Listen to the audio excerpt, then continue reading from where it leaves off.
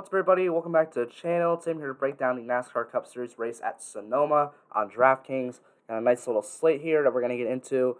Before I do that, if you're new here, make sure to leave a like on this video and subscribe to this channel. It really helps me grow. If you want to get more of my content, you can always subscribe to my Patreon. I'll put the link down below. $10 a month, you're going to get 2 spreadsheets with all the stats you need to know, projections, rankings, tiers, what drivers need to do to pay off their salary, how I expect optimal lineups to turn out, past optimal lineups, just a bunch of stuff.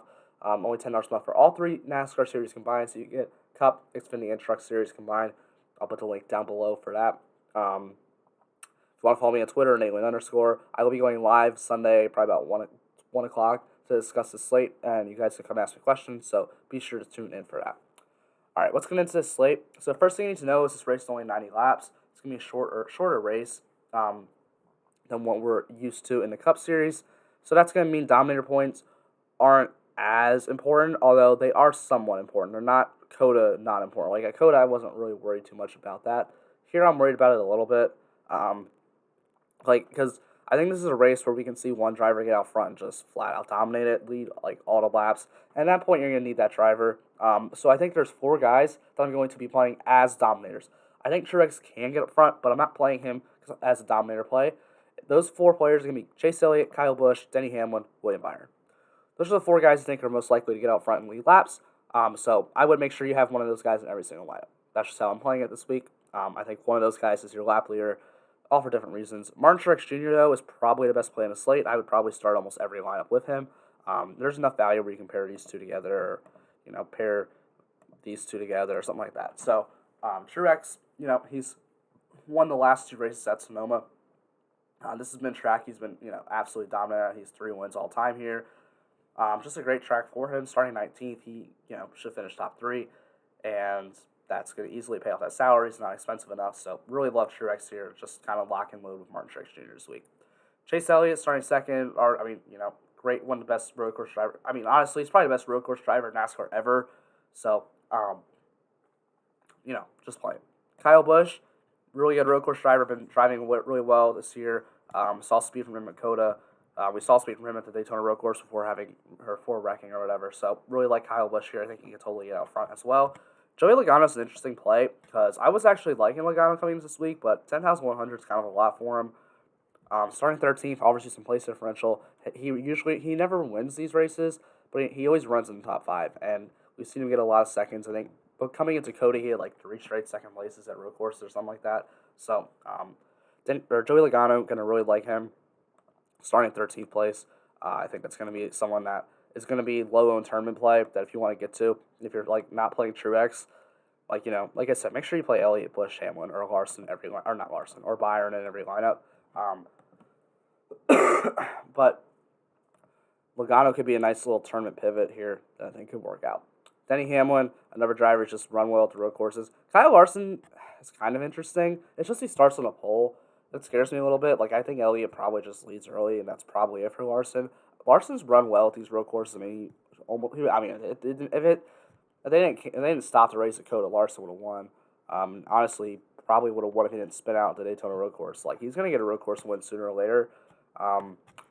Honestly, if you want to add that as a 5th driver to lead laps as Kyle Larson, that's cheap at $9,700 for Kyle Larson. The way he's been driving this year, I don't hate that. It's just there's really no place differential at all. There isn't for Elliott either, but it's Chase Elliott at a road course, so a little different. So I don't hate Larson, but I'd probably put him 5th on that list. William Byron, we've seen him be able to get out front and lead laps at road courses in the past. Not this year, but especially last year, he did really well at the road courses. We saw him lead laps I think we've seen him lead laps both times at the normal Roval, which obviously is a different track, but we're still going to see him get out front. He's just been lightning fast this year.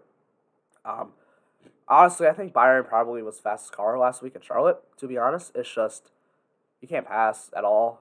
You get a run on somebody and it's ridiculous, the package. So, William Byron, I think that car has a lot of potential to win this race this week. 9,500, they finally priced him up, but I still don't mind. Ryan Blaney starting 11th. I just don't see it. Kurt Busch, $9,100. Got to play him starting 30th here. He just offers you so much place differential. Should compete for a top 10. This can be a place differential race for the most part. Really like Kurt Busch here. But Harvick, Bowman, Keselowski, they probably just run around that, maybe improve a few spots. I just don't see them really paying off their salary. But I really like Christopher Bell, starting 20th. Obviously, we saw him win Daytona Road Course earlier this year. I don't really count much from Dakota because that race was just a disaster anyway. But obviously, Christopher Bell's a pretty good road course driver, so $8,400 starting 20th in a JGR car should be a pretty good run for him. So I'm gonna like Bell here. Matty D starting 17th. I mean, he's okay. Much prefer Christopher Bell. Um, Much prefer another guy we'll talk about in a minute, a little bit cheaper, but I don't have a problem with Matty D. I'll probably have ownership to him in tournaments. Can compete for a top 10, and we've seen him have good road course races. This is actually a track where Di Benedetto became like, oh, he's such a good road course driver because he drove that 95 car to a top 5. Now, ever since that, honestly, he's been awful in the road courses in the 21, like awful. So, there's that, but I mean, I don't want to overhype him, but I do think he's a decent player. Tyler Reddick starting 10th just doesn't offer me enough place differential for me to really want to go there. Eric Amarola, I mean, I don't know what to do with these Stewart Haas cars anymore, man. They're trash. Like, they're awful. I don't know, man. He offers you place differential, but I honestly just rather go Chastain at this point. I can't believe that, if you had told me at the beginning of the year, Eric Amarola, Ross Chastain starting similar spots for a similar salary, I'd much prefer Ross Chastain. I would have told you you're crazy. But I do. And honestly, Chastain looked good at Dakota. Like, I mean, I don't really want to take too much away from Dakota, but I don't want to take the bad things away from Dakota. The good things away from Dakota, like the drivers who did well, yeah, okay, I like that. But the guys who did bad, I'm not really too worried about it. But Chastain was great, man. I mean, he was leading laps. He was doing really good. So, I like Ross Chastain a lot here, 7,700. I'm sure he'll be popular, but I don't really care, man. I think this is a really good play. Michael McDowell's a great road course driver, so I like him starting 21st. He can definitely get a top 10. Like, he can compete for a top 10 this race, so I really like him. Cole Custer, I prefer Custer and Amarola because we've seen Custer have a lot more success at road courses than Eric Amarola. We saw him get top 10s last year, so I do like Custer more than Eric Amarola. I'm kind of leaning on fading Eric Amarola. Like, he's my least favorite of these four that start in 20s. Like, if I had to rank them, I'd probably go Chastain 1, McDowell 2, Custer 3, Amarola 4. So Amarola might be a fade. Austin Dillon sucks at road course, and he starts 6, so that's going to be a no-go. Chris Buescher could compete for a top 10, but I don't know. I'd just rather pay for place differential here.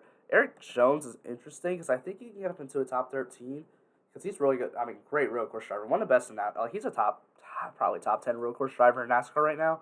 It's just the 43 car sucks. So, starting 18th, I don't think he has a lot to go up. If he was starting like 25th, that'd be a different story. But starting 18th, I don't think I'm going to be all that excited for him. Chase Briscoe starting 25th, $6,900. Offers you place differential. A really good road course driver. We seem to have a lot of success in the Xfinity Series. Ran well at Coda.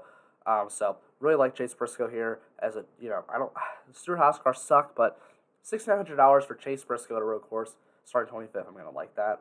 Ryan Preece has been decent at road courses, so I like him. I think I prefer Briscoe a little bit more, but I don't have a problem with Ryan Preece at all. Bubba, I'm off that. He's not good at road courses starting 15th. Suarez, though, Suarez can compete. Like, I mean, he's a good road course driver. We didn't see him do well at Coda a few weeks ago, but that's because he blew up his engine, so that's different. So I do like Suarez starting 16th. I mean, this can be a lower end tournament play that I think could be interesting. That could win someone a GPP if he gets like a top 8, top 7. So I'm definitely interested there. Ryan Newman's, I mean, I know he isn't like a great road course driver, but he's still only $6,300 and he starts 24th.